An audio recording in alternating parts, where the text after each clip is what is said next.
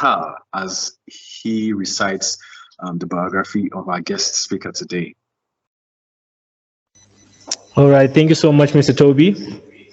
I hope that I'm audible as I go through Mr. Sada Kelly's profile. So here we go. Engineer Sada Kelly is a product of School of Mines in France, coming from Mauritania, where he obtained his high school diploma. He is preparing and currently studying an executive master's in leadership MBA at Thunderbird School of Global Management. He holds a certificate in mining engineering from the University of Arizona as well. Sada has always been passionate about engineering since high school. He had to choose between civil engineering and mining engineering after his graduation. The passion for engineering carried him through his education in France, where he studied engineering such as soil mechanics, geotechnics, algorithms, higher mathematics, with the same level of dedication and enthusiasm. His academic education and professional experience in 3 different countries and continents allowed him to work in numerical modeling using a range of geotechnical and mining software tools, balance multiple projects and deadlines in a challenging and dynamic environment. And his development in communication is in more than 5 languages, which include Arabic, French, English, and 4 other African languages. Mr. Sada Kelly, I'll have to consult you on those language qualifications after the meeting. But I do trust and believe that you're proficient in all of them. In his current position as mine planning engineer at Rio Tinto, he uses his design and project management experience gained while working in the civil engineering industry in France to offer creative and efficient solutions to complex problems. His passion currently thrives around higher education and building a community of engineers in emerging countries, especially in Africa, and helping the community empower the economy by investing in the creation of a knowledge economy, especially in the mining industry. And that's about it with Mr. Sada Kelly's profile. Thank you very much. Thank you, Tal. Thank you, Tal, for that very beautiful recitation. It was quite enjoyable, and I'm sure everybody can testify to that. Just before we go into the interviews, I would just like to give an overview for everyone who is present here, what it is like to work or to have a career in the mining industry.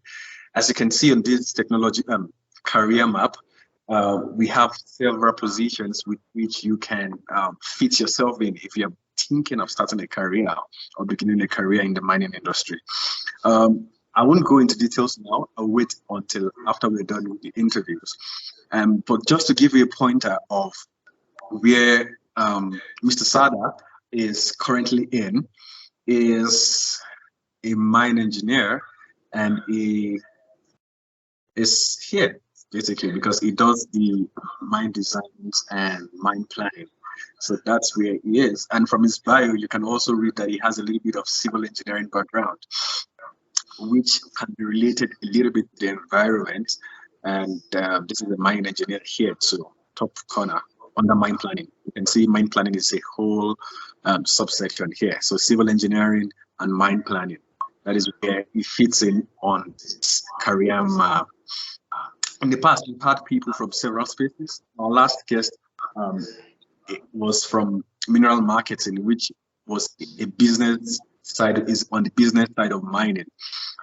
We've also had a geologist, we've had, which is here, but let's not go into too much details. We will come back to that after the interview. So on this note, we'll be starting the interview. Mr. Sada, it is lovely to have you here with us.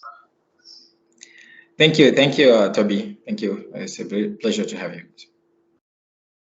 Great. So I'll be going into the question and answer session of today's presentation. And the first thing I'd like to say was what Tal talked about, your language proficiency. Would you mind saying hi to us in all of those languages? Because I think for me that is fascinating. I think I will answer to Tal about that. I have to prove that all the languages.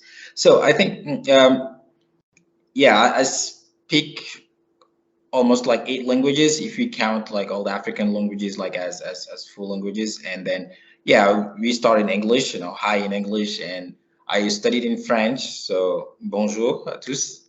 Donc I studied my entire career, I think, university and high school also in French. You know, Arabic, كيف حالك? I studied French and Arabic at the same time, like while growing up. So كيف حالك is just how, you know, how we say how are you in Arabic. I have a mother tongue language is Fulani, so we speak in like more than 16 countries in Africa. So we call Hai Nombata, and in Wolof, like people from Senegal, I think can get that. Is Wolof is Nangadef, is just to talk also in the Wolof side. We have Hassaniya, it's more of a dialect in Africa, in Mauritania, but you know it's also related to all people who talk in Morocco, in Tunisia. We call it sometimes Halak. Halak is like has a little bit. Halak has also a little bit of, you know, Arabic. Arabic is Kayfa Halak, and Halak is like just a dialect derived from Arabic. And we have also Soninke is like one of the local language also in Mauritania. They call it Amaro. It's like a local language also.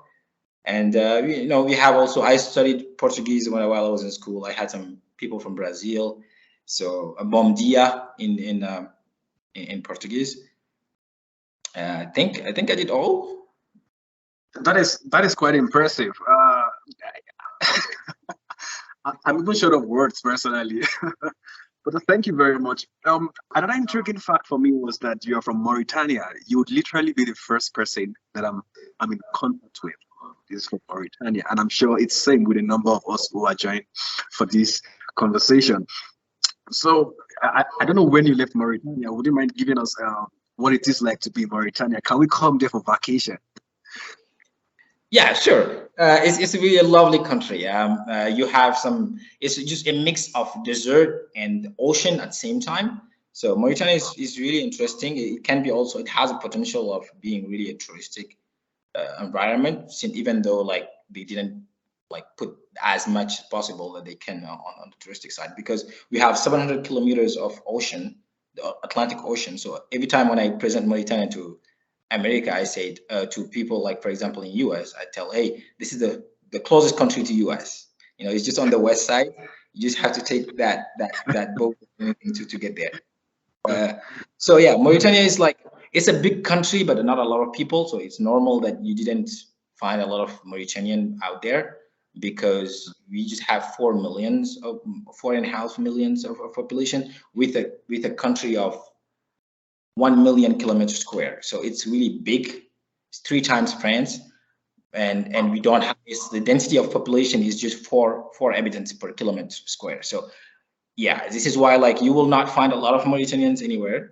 I think you can find them in such countries like France, or for example in Africa, you can find them a lot in Cote d'Ivoire, find a lot in our DRC. They do all these trades most of the time. We have some students who went to France, who are in US, who are in Canada, just like all the diaspora from Mauritania, but not a lot of people actually. Yeah. Yeah, so you've mentioned a number of countries. I can see that you mentioned France, you mentioned the USA. What was it like leaving your own country? And by the way, is French your mother tongue or language that you speak in Mauritania? Yes, so like Mauritania is a colonized country. Like it's a French colony, like one of the French colonies in West Africa. You know, we all know that. So I started. I was born in Mauritania and lived in Mauritania I finished there. Like I lived in Mauritania when I was 17. So I studied in Arabic and French at the same time growing up. So French, we had to study it at school, like, you know, all kindergarten, you have to study French. And then when you start your school, you start Arabic and French at the same time. And you go with Arabic and French in the same level of education. You have to get both of them at the same time. And when you start getting to middle school, you start learning a little bit of English. But that English is just like the grammatical English. It's just like all the passive voices, all the grammatical, but you never like learn. You can do 8 years of learning English in Mauritania, but at the end of the day, if you're not passionate about English, you will not be able to speak. So I had those. So I had that chance where I already knew the local languages, but I have to study with French and Arabic at the same time. And until you get to a level, you add English into it. This is why, like, every Mauritanian you will meet, they speak their languages, but at the same time they speak like most of those languages. So when you transitioned, what was the cultural shock like for you? The cultural shock was like, you have to leave parents at 17 years old. Like, for example, I just finished high school and I wanted to start my career, but internationally. So how do you decide, growing in Africa, growing in Mauritania, what kind of ideas or projects you have in your mind in order to succeed in life? Because that's the purpose of everything.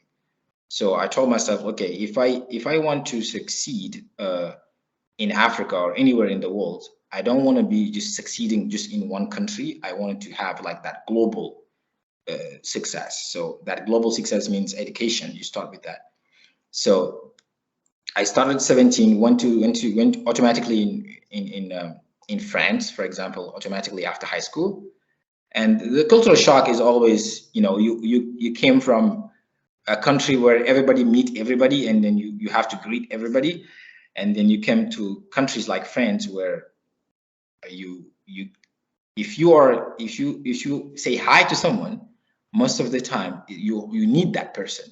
You don't just say hi in the streets. I think my first day in France, or my first day in university in France, where we did like those integration, and then you meet all these French students and all of that. You come to them, and then you say hi. You get to know them, and then the next day they see you, they don't even say hi, because they don't even need that. So I was a little bit weird all the time, saying hi to everybody when I meet them. And then realizing that people, most of the time, when they don't have anything to tell you, they don't even greet you, and that's really big. Okay, that's good. We've had such a beautiful story from you about your transition of those countries. So what made you pursue engineering, and how did you develop that passion? Engineering has always been the passion, because like I was really when I started in middle school, like everything in Africa, back in Mauritania, I was really like, my math and scientific level was a little bit higher, so top of the classes most of the time. And then I decided, okay, like what kind of degree you can get. So I had like a branch, when you are in middle school, you just have a large of choices. People tell you, oh, you need to be a doctor, and then you need to be an architect, you need to be an engineer, and all of that. So what I did, I think what helped me a lot is I wanted to do some, because African families, if you are a little bit good, you have to do doctor. You have to do medical and stuff. And I had my sister who's actually a medicine. So I said, you don't need two doctors in the family. You already have one. So I have to choose something else. And that's when I was 14 and 15. So I decided, okay, I have to choose maybe something that can help the country. What degree can I do? So when I come back home, I will be able to help the country develop, because I grew up with, a lot of lack of infrastructures in Mauritania most of the time. I said, okay, how can I do to fix these issues? And I came to my dad, came to my family and asking them, hey, what kind of degree I can get to help the country? And they said, oh, there's a lot of them, and you have to choose. So I had that chance to do one day at an engineering firm at 14, and then spend one day with them to see like how the work are. So I spent one day at 14 just at an engineering firm. It was run by a Mauritanian architect. He was building the prime minister house. So I said, wow, this guy built the prime minister house. So I needed to see how it works. So he asked me, do you want to do architecture or engineering?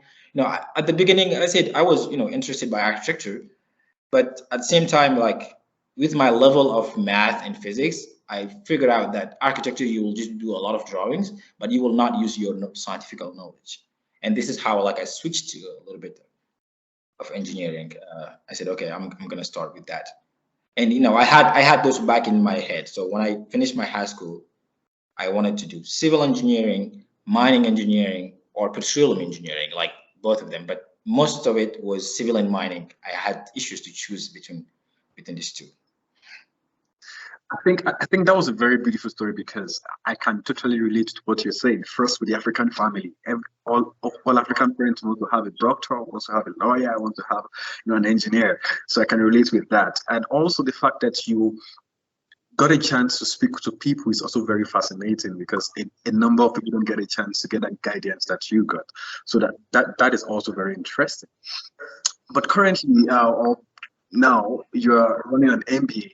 And even before the MBA, you also had a mining degree.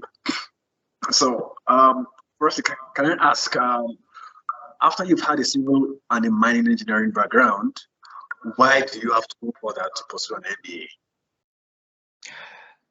The MBA is most of the time is like you want to have some leadership experience, and then sometimes when you start your career in mining, I think most of us can relate. You are afraid of, okay, when will I get the leadership experience if I don't get the opportunity during my early career to start like leading groups or teams, or because sometimes you are a little bit, you want to know what's going on, you want to have that experience in leadership at the same time, because you know that this is where you can make like most of the impact.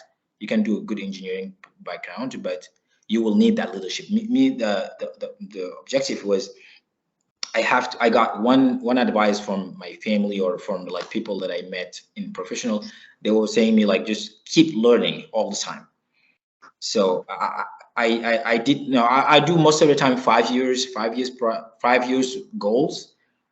I remember like doing 5 years goals, like when you are in engineering school, okay, I want to have my engineering degree. And then after those 5 years, most of the people I think can relate to that.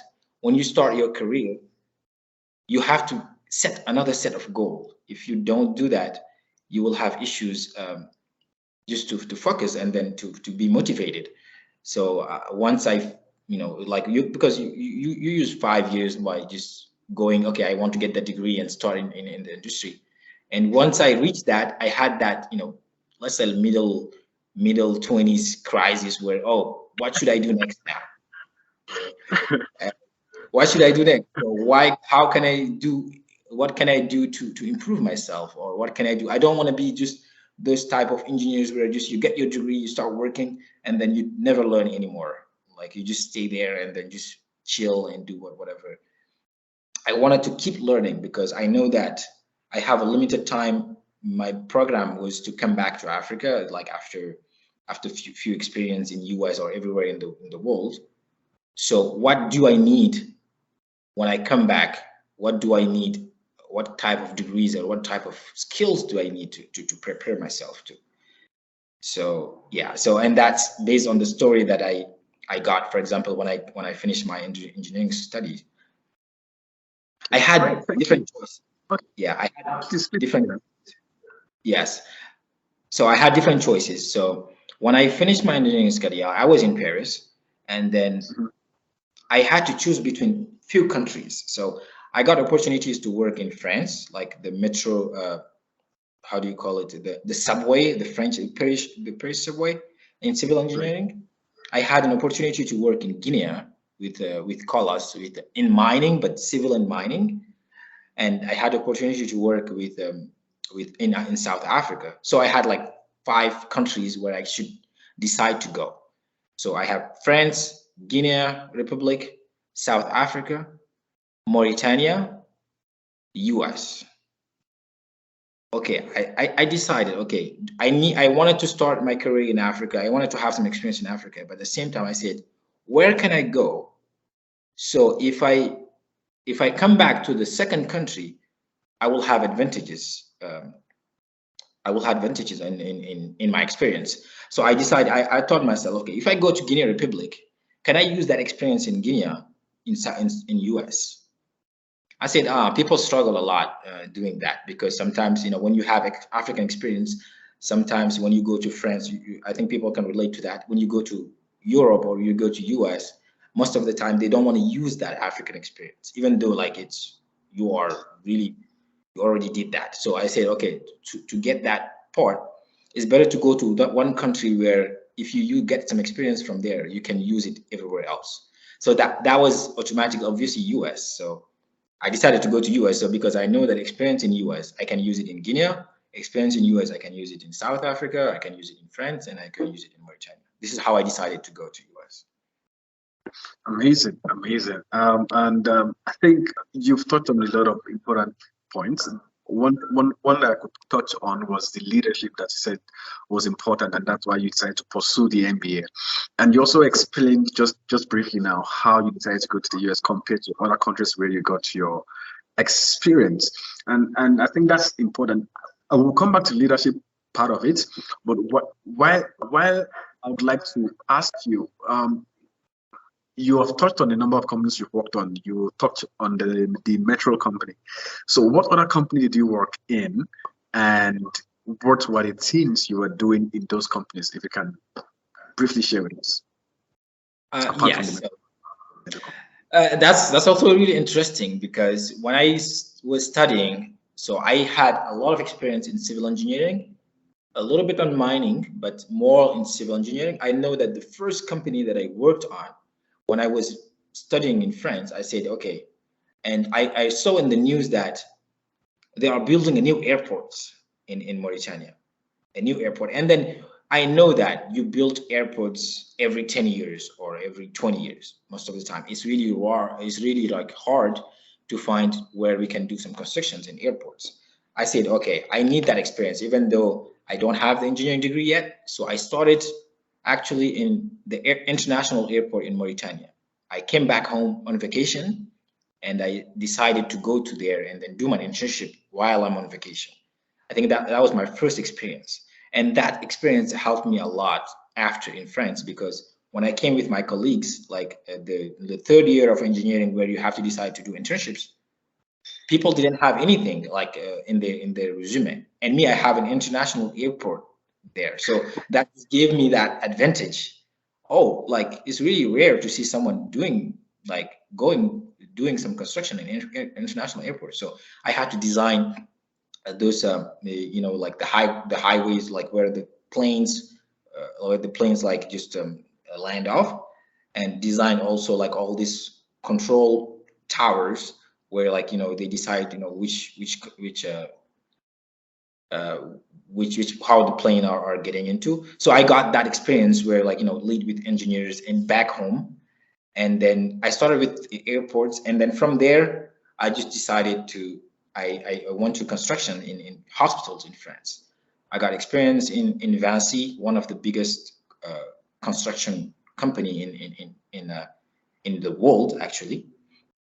And I did a lot of experience in France also, construction of buildings, highways, some of the highways, A86, for example, in France. I was part of the people who built it. And that's Vinci, that's Orovia. And then I went also to terrain engineering while I was in France. I knew that I want to go to US at the same time, but I wanted to have international internship experience. So while I was in France, I went to US to do my internship of 6 months in a geotechnical company in Phoenix, Arizona, actually. So I spent 6 months in US while I was studying, and came back to France. And that experience in US helped me just shape my profile. When I came back in France, they said, oh, now you have international, you have experience in Mauritania, in Africa. You have experience in the France because you did those work in France. At the same time, you have now internship experience in US. I think having like before getting graduated, having these 3 continents experience as a student just helped me also get some credibility in the work. So that is an amazing journey. Can I ask, how did you apply for these internships? Did you just go to the website and apply, or was it recommendations? Was it professors who recommended to you? Please let us know. Yes. So the internship that I got, for example, the first one in Mauritania, I just went straight to the websites and then ask like, I studied in France, so how can I do my internship there? And that's Africa. But I think the most important part is internship in US. I think that was a really good journey because we didn't have anybody from the school going to that interview. So what I did is I went to Indeed and LinkedIn. I decided, okay, I want to get 6 months of internship. I have to see every company in US that can give me that internship. So I decided to contact company automatically in Indeed. So I didn't have anybody from US like who can help me in that part. I was in France. I said, okay, let's go to Indeed. I think Indeed, you know, that company where like they do all the job applications and stuff. So I started applying. Just okay. I didn't care about like which state you go in US. I just wanted to have an experience in US. So I said, okay, let me just try that. So I applied to all these companies. I think one of them just answered me. It was in Phoenix, Arizona, and I didn't even know anybody in Phoenix. And from those, like, did my interview with them, told them about my thought process, and then at the end, it was hired from there. So I think it's most of dedication, and then just right now, like you are in Africa, you are in France, you are everywhere in the world. You just want to have something, and then you go for it. That's what happens. Great. So make use of LinkedIn, make use of Indeed.com and other job searching websites if you really want to get this experience. So do you think all of this, okay, you touched on it, but do you think all of this experience in 3 countries helped you secure jobs faster in any way? Yes. I think what helped me a lot also in US is having an internship in US. So companies in US automatically knew that, oh, he already have experience in the US, so it's going to be easy for him. And then when I decided to get that helped me a lot. Just like securing jobs actually in US, because I came with an international degree, like bachelor in French and all that. Yeah. And studying also in French also helped because it was an international school where you study in English, and then you have a really good credibility on that school, and automatically having an internship in US, I think that's what helped me a lot in US too. Okay, great. So we've talked a lot about your civil engineering career, and also talked a lot about how your education and how you leveraged on internship. So now let's talk about the mining part of your journey. So how did that journey start? Having known that you have this civil engineering background and civil engineering experiences, how did your mining start? The mining started where I came from, Mauritania, where it's like you have a lot of mining commodities, like mining potential and reserves. So I told you about like having the struggle to choose between mining and civil when I was starting. And the mining started in there. I never left it. I knew that, okay, I want to be in engineering, I want to be in mining, but I had to choose between civil and mining. And when I went to France, I applied for all these engineering schools, and then I applied to a school of mine where I can teach, I can learn about engineering, but at the same time, go in the school of mine. So because I knew that I had to come back in Africa at a certain point. So I knew that one of the biggest industries in Africa where you really can succeed is mining. Mining is just one of the top. And I grew up with where like you see all these commodities in these countries, and then you see the countries where they are based on their potential, and you decide. And if you go in mining, you really can help, because you have to think about the thought process that I had in the beginning. How did I choose engineering? Because I wanted to help the country at the end. So I said, okay, right now I'm in civil engineering. I want to be in mining. I know that me doing mining will help my country like succeed. So this is how I decided to go to one of the top engineering school, like in mining in France, where like I had to study civil engineering in it, but I just had that background in mining. And then having to choose between mining or civil engineering at high school helped me also to see, okay, you already wanted mining. You always wanted mining. So how can you get into that? So this is how I I decided to go into mining industry. And then what helped me a lot in mining too is, like, you remember my US internship was in geotechnical, so I got those experience in civil engineering, but I did a lot of geology, a lot of rock mechanics and all of everything related to the mining. So when I went interested into that, I already had that background in geotechnical and geology and all of that. So, but your first major mining company was Hexagon Mining, am I correct? Exactly, yes. Okay, so that was probably after your internship. So Hexagon Mining, what do they do in Hexagon Mining? Would you mind? Hexagon Mining was my leading, let's say, get into the mining industry. I think the chance that I got is when I came to US, I decided to apply for Hexagon. I think I had a friend who told me about Hexagon. I think Amadou, I think he's also here. When I came, he told me, hey, this is Hexagon, like really a big company, mining and everything. I said, oh, that's interesting. So let me get into that. But what helped me a lot to transition was the company, because I got all these professors telling me that you become engineer in the field. You don't become engineer at school. So even all these professors always tell me, like, hey, you learn all of this, but your real career will depend on where did you start your career.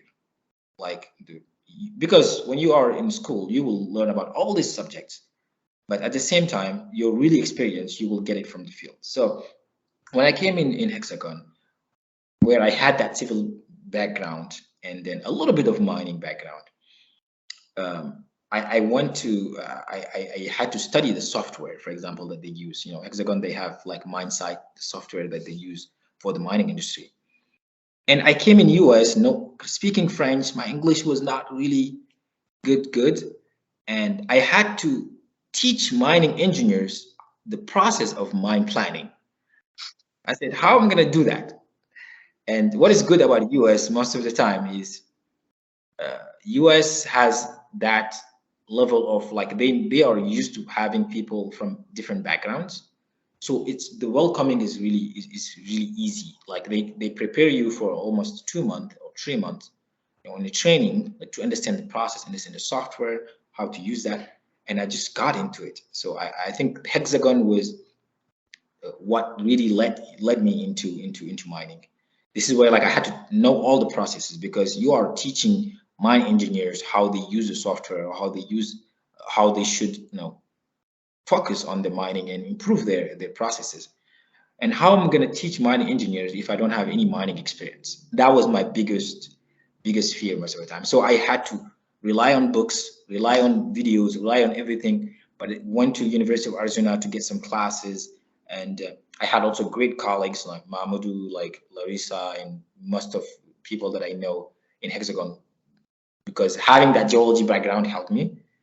And then, but I wanted in the engineering side of the mining. I automatically got involved in the engineering. So I did 3 years of, like, doing implementations, doing short-term plannings, long-term plannings, all the economical plannings, like, get into that. This is how I transitioned, and I just fall in love with the industry. So if I'm correct, Hexagon Mining is literally a software company, right? Yes, it's a software company. Like, it's one of the biggest company in mining, where, like, they provide the software tools to mining companies. So then you have to work with engineers in the mines, where, like, they come with challenges. They come with all these questions. I want to do this. I want to do this planning. How can I use the software to do that? And that transition just helped me to be, for like several years, talking only to engineers and mine planners most of the time, geologists, and then help them also build their plans in mining. So this is how, like, I transitioned, having that engineering background, just transitioned into mining. So one thing you just confirmed to us now is that with an engineering degree, you can start your career, or you can even continue your career in a software company, which is literally a mining software company. Yes. So I think that's, it's this 21st century where every engineering degree you do, you have to be good in data, in IT, and in all these languages. like, because I just did all this engineering background and engineering studies, and I saw some mine engineers doing Python encryption. Like they use Python to build how they want the planning to be in engineering. So I said, okay, are we IT engineers or we are mining engineers? And then what's happening? And then like I've seen these people like working, these engineers working in mining, and they are in the mine and they're doing all these programations, how to make their plans and to choose like based on I want this type of ore grade. I want when I get type of this ore grade, I want to send it to those materials. I want to send it to the dump, send it to the crusher, and I use the Python scripts to get that. I said, okay, so we need to know IT now. But yeah, this is why like now mine engineers, if you have those IT background, it will always help you in your process because everybody want it. Thank you. Thank you. So you did mention that you had some amazing colleagues who put you to the journey, and I'm sure there is one story that is amazing that you would like to share with us about your colleagues at Hexagon. Would you mind sharing? And I also know that there are also bad experiences. So what were your worst days like? And what were your best days like? So the best days was related to, you have to prove, I think my biggest challenge in mining was like when you are dealing with clients who already know, who have 20 years of experience and they already know what they want.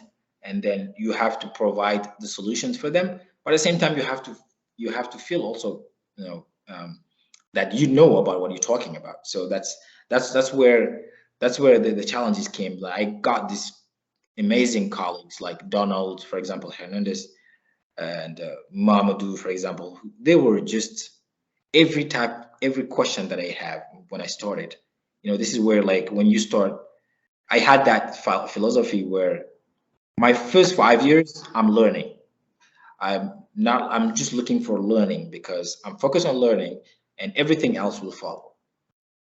So I got Mamadou, for example, like or Donald, like those people are just like patient with me. Like every question that I have, I just come to them and then start asking all these questions just like the way they were open-minded, not judgmental, like always like answering the question every time. I think that gave me the confidence, gave me like, and you start seeing like your progress because you started your first, okay, you don't know much about the process, and you start like seeing after 3 months you get used to the program, and then you start also picking up certain subjects like geostatistics, like geology planning, economical planning. You start like touching long-term planning. You start like you see yourself improving, and then that's the best feeling that you can get. Great. So from there, you moved on to Rio Tinto, and to the best of my knowledge, Rio Tinto is one of the largest companies, mining companies in the world. I remember some about 7 or 8 years ago when I was doing my undergraduate, if not more. I remember reading in one magazine that the profit for Rio Tinto was about $11 billion. So I knew that literally Rio Tinto is literally one of the biggest companies in the world.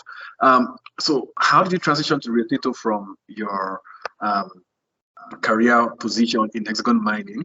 What are you doing in Rio Tinto currently? So Rio Tinto started like every other mining companies. Like I work with all this mining. I didn't mention also when I was in Hexagon, I was traveling all around the world to implement softwares or to implement also their mine planning. So I went to Australia with the nickel mines. I went to Canada, like all the northern Canada with coal mines, and then copper mines. I went to like I did a program to go to Alaska for Kinross, and going all this country, New Caledonia also for the minings. Rio Tinto also was part of it. So they were my clients most of the time. So I was helping them implement their solutions most of the time. And then when I started working with Rio Tinto and all of these companies, I give everything. Every knowledge that I have, if it's to help the client just succeed, I just give them everything. So I didn't have any program like where, okay, you know, this is big companies and you have to help them. And this is how I got into connection with Rio Tinto, where like I helped them like get their processes. So I knew most of their planning processes before even I joined them. So that was an advantage working with these software companies, because like you have the data, you have everything set up to them. So when that opportunity came, they contacted me. They said, "Hey, I know that you already have this experience. You work with us. You know the mine. You know everything. So do you mind joining us for a position in mine planning?" So this is how I thought about it. And my thought process at the end was, I always wanted to have that credibility in mining where I need to be in the field. Because if I come say, okay, I know all these processes, all the theories, but if you don't have any field experience, it's going to be hard for you to prove yourself when you come back home or when you go to mining. So I needed that part. So when Rio Tinto came, I think it's a really big company. I think it's one of the largest in the world. They came and said, okay, like this is just perfect for me, because I will go to one of the biggest mining town, or one of the biggest mining projects in US. For example, I live now in Salt Lake City in Utah. It's one of the largest open pit mine in US. So working with that type of mine, it just, if you spend a lot of, if you understand this mine and how it works, you can work anywhere in the world. So that was my thought process. And then I decided to go to accept the role. And Rio Tinto right now, I work in mine planning. Great. So something you've said is the opportunity to travel all across the world when you're working with some kind of mining companies, like a software mining companies, where you go to help clients and implement some of their processes for them. And during our earlier conversations, you did mention about the rapid promotion that has been happening since you got to Rio Tinto. You know, would you mind sharing a little bit about that? Yeah, so I think what helped me also with Rio Tinto were, I already know the process.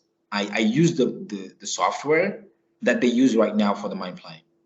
So it was just, I came somewhere, I didn't have to adapt. So it's gonna be, it will be easy on the software side for me, because I already know the in and out of the software. And when I came, automatically, the only thing that I needed to know is how the mine works. That's it. Because once I know the mine, I know already the software, how it works. This is like how I will just mention that as an engineer, as a mine planning engineer, it's really important to have a really skilled knowledge in one of the software that they use. If it's Surpac, MineSite, you know, you have a lot of like GemCom, and you have like all of these big softwares.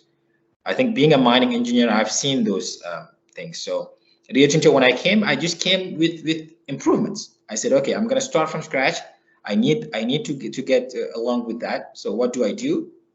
I just came and started like implementing new stuff. I said, okay, I see that you use this software in this way, or I use mine planning. I can come and improve this because I already know the process. So how can I do to improve this? And then I decided my first month, second month, just started implementing new area SOPs, how to use this, and then giving ideas about, you know, they just saw me coming with all these ideas. I didn't come just as like, okay, you are a mining engineer, you know the software, and then just like come here and troubleshoot this stuff. So I didn't want that image. I wanted something where I can be proactive and then, you know, decide to build on my career. So this is how I decided to start with that. So I started with mid-range, and then promotions like 3 months even after, because based on just the way that they saw me. And then, for example, in June, I'm also moving into a new role in that, and helped also the team, because my thought process is just sharing the knowledge. If I have a knowledge and I know you are your colleague, or you are someone that I work with, I will decide to give you as much as I can, because when I'm not here, or when I'm in vacation or anything, at least I already have a document already ready. So you can just follow that thought process. And because for me, like as engineers, you just need everything that you know, you get out of it if you share the knowledge. This is how it happens. Amazing. Amazing, amazing. For if you have a question and you would like to share, please use the chat box and post your question. After this interview, we would get to ask your question to the guest, and they would give us feedbacks based on your questions. So thank you for sharing so far. And I'd say it's been great. Somewhere in your bio, you did mention that you also manage projects, so which is project management. Would you briefly just let us know what project management in mining involves and how you've done it? So like project management in mining, I think I started that in Hexagon and then just continued. So I had this where companies, for example, I will use an example of New Caledonia. I went to Australia, like in the Pacific there, and then they had Excel spreadsheets, let's say. They're not doing any short range planning. They just have Excel spreadsheets based on everything that's going on. They don't even have any short range department. And then they decided, hey, we want to implement something like where we can, anticipate those. And then I got the chance to get those kind of projects where like I have to implement the software with them and then do all these projects with them. So start with like just raw data. And from there, just take everything, process they have, do meetings with the engineers, and then understand like what they want on that side. And from there, just like start building the project from scratch. And I know that the project management experience that I got in France in civil engineering just helped me, because we know that in project management, the two rules that really important is at the starting point, you have zero knowledge or zero experience about what's happening, and then you have more time. But at the end of the project, you have less time, but you have more knowledge about the project. So that's just using that. Okay, so how can I manage the project where the time that I have in the beginning, how can I use it or efficiently? So at the end, I will be able to get the knowledge at the same time and then be able to submit on time. And then when I came, that's just the process that I use on all the time. And then when I came into Rio Tinto, it was also, we have this short range, we have this mid range planning, we have this monthly, you have like big mines where you are moving, I don't know, like 15 million tons of copper, or 50 million tons per month. And then you have to, how can I decide to get that? So, and then, how can we program this dump scheduling, those kind of projects? So I'm in charge of the dumps and in charge also of the sequence of the mine. So this is where just like you take all these projects, they give it to you, and then you use your experience in civil based on, because most of the project management, you just need to know the theory behind project management, and you have to apply it to one of the project that you get. Because I think like those kind of transversal skills, you always need them in any project. And as long as, because engineers, what I found difference engineering in France or US, in US, most of general is you have those theories, but now how can you use it in your everyday life? How can you use everything that you got education from? How can you use that from? How can you use all these degrees from like in your everyday project that you have? So you just like put it in a map and then decide, okay, I'm gonna go from street A to street B, and what is the I get from there? Amazing, amazing, amazing. I want to ask you a question, right? If you had a choice of starting your career all over again, would you have had it different? No, I think this career that I got. If you were asking me 5 years ago, will you be in mining? I will tell you no. And because I didn't know like if I will be there. But this one, if I have to start from scratch, I think I will do exactly the same thing, because having the opportunity to travel all around the world in different type of industries, starting from Mauritania, going to France, and from France, touching all these European countries, where you have to go to Switzerland, Geneva, you have to go to Netherlands, like Amsterdam, Netherlands, for study or for work, coming back to US in a completely different type of industry, and from US being even closer to Africa than France. I will not change a bit on everything that I learned. I think I will exactly choose the same path, because it's just amazing. So one thing we believe strongly in AfriMine is that technology is going to be useful and is continuing to gain momentum in the mining industry. So I'll ask you a few questions about your technology experience, and possibly for somebody who hasn't got one or two technology portfolio options, they can add it into their portfolio of. So I'm sure, are you an enthusiast of technology? Let me ask first. Are you an enthusiast of technology? Oh yes, like I started engineering where like you have to. I just got really good advices when I was in school, where they told me automatically. One of the professors just told me, "Hey, in the world that you are going into, you have to know technology. It's not a choice anymore. You have to be able to do programmings, do some scripts, because every type of industry you go to, you will have to get that. For example, I'm in mining right now, and then technology is just like the center of everything now, because mining, the way they switch it into technology is just amazing. I work with IT engineers. I have a colleague who's a geologist who became now a data analysis. So he used like everything that we have. He has a background of geology and mining, but now he's using it to build scripts, to build like programs. Those mining are big. So to be able to read the data, the information, you will need to have some skills in technology in order to see the data as a bulk.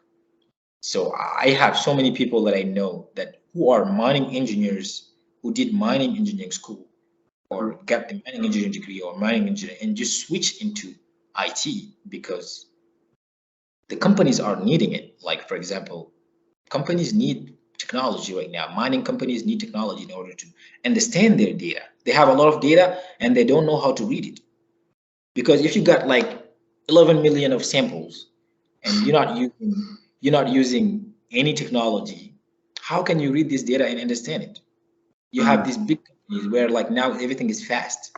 You don't have time to focus 1 month and reading the data and understanding it. You need to use some softwares where you can automatically know the pattern of this, for example, geostatistics. You need to know like, oh, where this variogram is going, or where is this data is leading me. What is the pattern of this data? How can I follow the ore based on the geological structure? Those kind of information, you will need data to read them. So I'm definitely a technology. So you've mentioned a couple now, and can I ask for you to just touch on one that is most exciting for you with regards to this technology? Probably, and it's probably a little bit practical so that people can relate more to it and probably focus on it. Is there one that comes to mind? One that came to mind right now, I think is geostatistics. Like I always been passionate about that. Why geostatistics? Most of the time when I was in mine planning, is geostatistics is where you decide to understand the process of the data that you have, and then how you can use that in the mine planning strategy, for example. So, and that just came in mind where I'm from Africa, from African continent. I'm from Mauritania, where like we do a lot of samplings. Sometimes we don't even know most of the communities, how many reserves and resources we have in there. And then this is where like I decide, okay, if you have to start something from scratch, a mine from scratch, what type of data you need to get to the bankers, to get to the program, to start something from scratch. Most of the time you need to know the resource, you need to know how it works. And then I use a software called Sigma, where you do all these histograms, all these variogram maps, and then you decide what is the trend of the data. I think that's something that I think that if I have to choose somewhere that you can see the trend, and then being a mine planner in the background, you automatically know, okay, if I have this block model, I have this geostatistic data, how can I use that in the sequencing side based on the economical structure, based on everything that's going on, based on the prices of the copper, prices of gold, all of that. So I will choose exactly that type of amazing. Thank you very much for that emphasis. So if you're thinking of going into mine planning and you've got some time, spend it well trying to learn about geostatistics and try to use software to do that. Programming languages. Thank you for that. Thank you for that, Sada. So just as a round of this session, I would like to ask to just read out one of the quotes that I have from your biography. It says, "Your passion currently thrives around higher education and building a community of engineers in emerging countries, especially in Africa, and helping the community empower the economy by investing in the creation of knowledge economy, especially in the mining industry." Would you mind just sharing one project that you've done in this space that's probably exciting for you to share down my lane?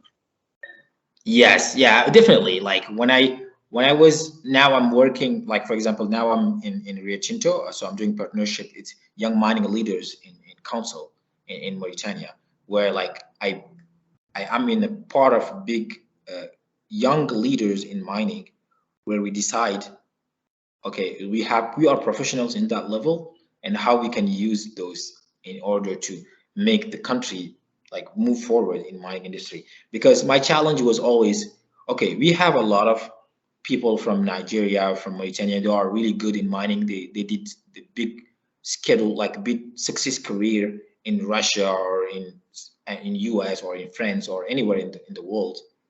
But what did they do? Like my problem is, how can I make an impact where I came from in the continent? And then I decided, okay, what can I do living in the US, because I know I need the knowledge from the US. What can I do to impact the countries back home or the Africa in general?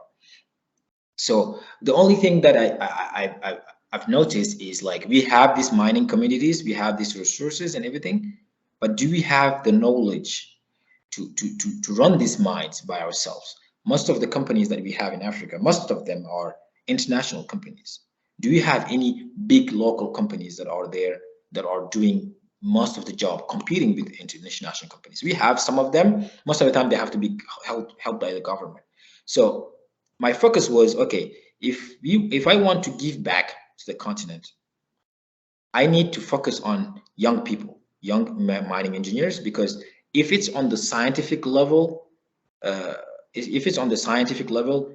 the people that are in Mauritania, in Nigeria, in Kenya, in South Africa, they have the same knowledge than people in the US. And in terms of mining theories, in terms of experience. But most of the time, the luck that I get, if you have an experience in South Africa, how can you use it in US without like having that level where people think like, you have this African experience, you can't use it in US. That's just not right, because I feel like mining are just mining towns. It's the same process that we use. How can you do that? So I decided to go with the share of the knowledge, just to make sure that confirm people, young mining engineers that I have or that I know in Africa, just show them that, hey, we have exactly the same type of jobs, even if I'm in US. So I started with these companies. I created the Mauritanian engineering community in Mauritania. I was part of the founders, and I joined the young mining leaders in Mauritania, and then I joined also the expatriate, let's say the expatriate expatriate in Mauritania, where I started with my own country. And I said, okay, now I joined all these boards. How can I use now everything that I know back to the continent where we can help that? So when I was in Hexagon, I was able to do a deal with the University of Mining in Mauritania. So now they have a multi-year license where all these engineering students, they can use the license in mine plannings, geostatistics, mine plannings, mine scheduling. They can use it for free while studying in Mauritania. I did the partnership. Now I'm gone for Hexagon. I'm working elsewhere, but that partnership is still there. So this is something I'm really proud of. I gave back to my country, where I was able to create a partnership between a company, an international company, and then the national university there. I did the same partnership with the University of Ghana, Tarkwa University, where also students came and then said, hey, we want to get some in mining, but how can we use how can we get access to this mining softwares and all of that. So I did partnership with Mauritania, partnership with Ghana, but I had the whole project was every African university be able to do partnership with, so they get free licenses where they can use the mining software, and then when they come back, when they finish their degree, they already have the same knowledge than people in University of Arizona or Colorado School of Mine. Because when I came in Hexagon, and then I saw like they have all this partnership with all these big universities, Colorado School of Mine, University of Arizona, University of Toronto in Canada. So they have that free access where the students can come there, they can get some classes. I said, how can I give it to the continent? And this is how I created the partnership. Great. I think one thing we can learn from this is that no matter where you go through or to, there's always something you can do from your location.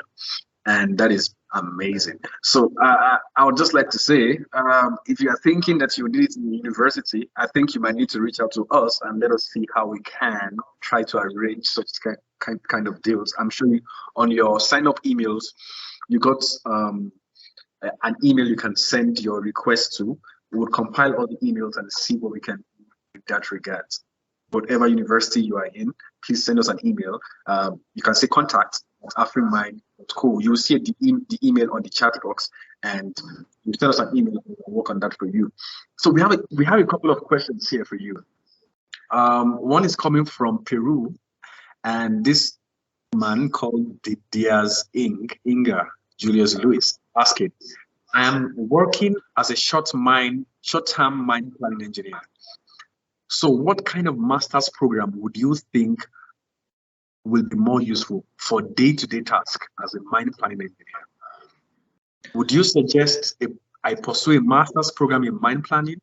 Also, how about a mix of mine engineer and data science? Yes, so I think a master in mining will help you a lot with knowing all the processes and having the credibility from the companies. Because what are we looking for is when I come to company and apply for the job, do I have the knowledge required to do the job? Now, in US, we have a lack of mining engineers in US. So now they're not afraid of taking someone who's not in a mining engineering background, because it's really a lack. I went to SME last time and they were talking about it. So there's a lack of engineering students going to mining because mining is hard and something like that. So we have a lot of people in mining. What is good about it is you can study everywhere in the world, but you still can be able to work in US because the process is all the same. You have one of the biggest universities in US and Australia and all of that. But every degree that you have everywhere in the world, you have the ability to work in anywhere in the world with that degree. You just, sometimes some degrees have more than others.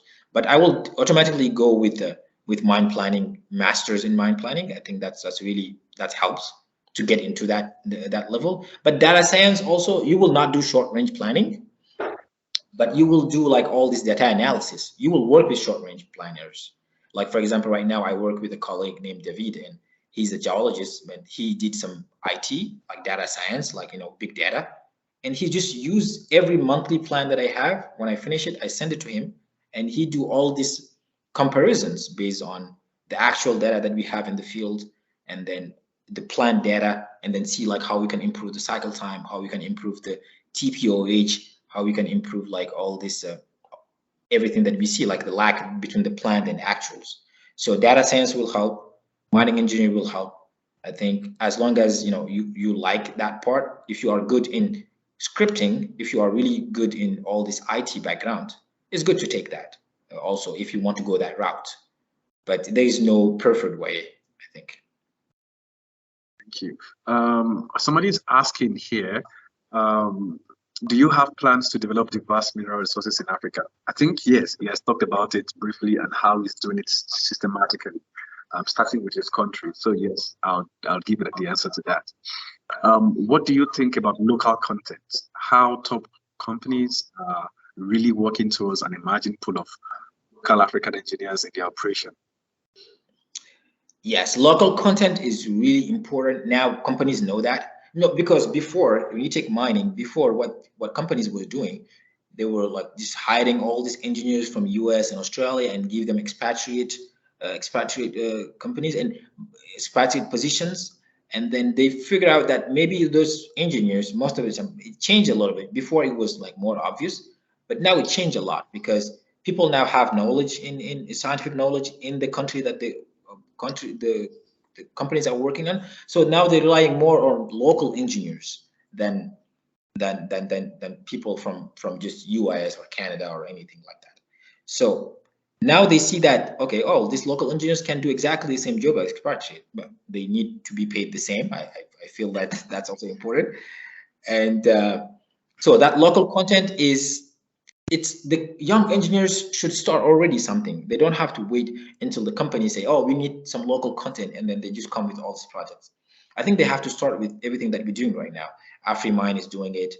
Young mining leaders in Mauritania are doing it. Like I see some people in Senegal, in Cote d'Ivoire, and Cameroon. They're starting also building all this infrastructure in the background, because I think young mining engineers, they need to get a head start and then start all this big like just structure where they can know already the data of all the mining engineers who are in that town, put them together, and then build something from scratch. And when companies come, they're already looking for local contents. It's going to be easy for them to reach, because you already have AfriMine there. So just let's contact AfriMine because they already have that knowledge. Or let's contact YMLC, like Young Mining Leaders. They already have that knowledge. I think we need to do a head start before, and the companies will join automatically. Great. Thank you for that validation to what we do at AfriMine. There's also a question here. With a geomatic engineering background, how is it possible to transition into mining? And that's coming from Andrew Marty from Ghana.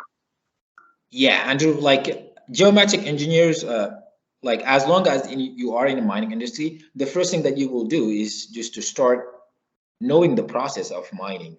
Because I felt like when I came to mining, some people, they'll have a geological experience, they have geotechnical experience, but when you talk to them about how the process works in mine planning, they don't even want to know exactly what's happening in mine planning most of the time. Like you just have different groups where like people, okay, I'm geotechnical, I'm going to focus on the geotechnical part because it's a lot of money. It's a lot of knowledge that you need to gather on that side.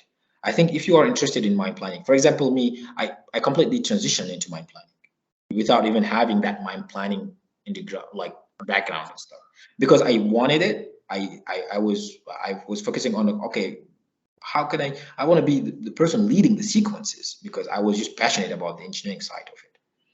So, and then I decided, I start with the books, like mine planning book. I can share some books, like really good books in mine planning and design, like third edition. I think that's really helpful. SME has some really reference book where you can have an idea what exactly metrics you need in mine planning.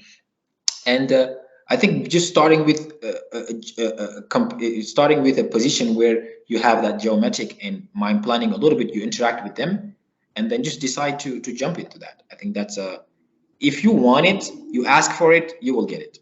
Most of the people, like, they don't ask for the position that you want. You can ask for it, and you have the ability to take it.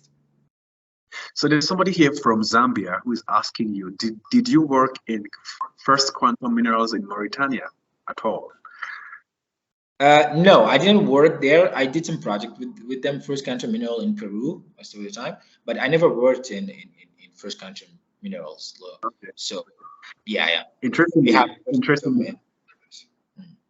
Interestingly, we had one of our guests was from First Quantum Minerals in Peru.